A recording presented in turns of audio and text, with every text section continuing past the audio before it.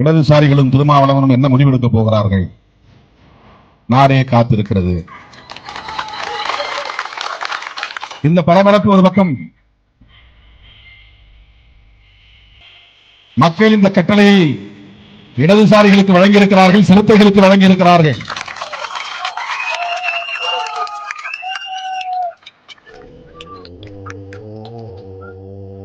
நான் பெருமதத்துவ சொல்லவில்லை, பெருமைக்காகவும் பேசவில்லை. காலம் எப்படிப்பட்ட பொறுப்பை நம் கைகளில் தந்திருக்கிறது,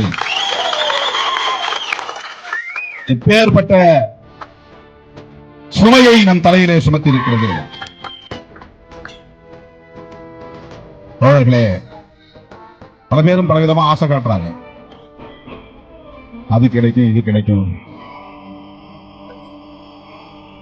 அங்கே போனால் வாழலாமா, இங்கே போனால் அல்லலாமா என்று கருதக்கூடியவர்கள் அல்ல சிறுத்தைகளும் இடதுசாரிகளும்.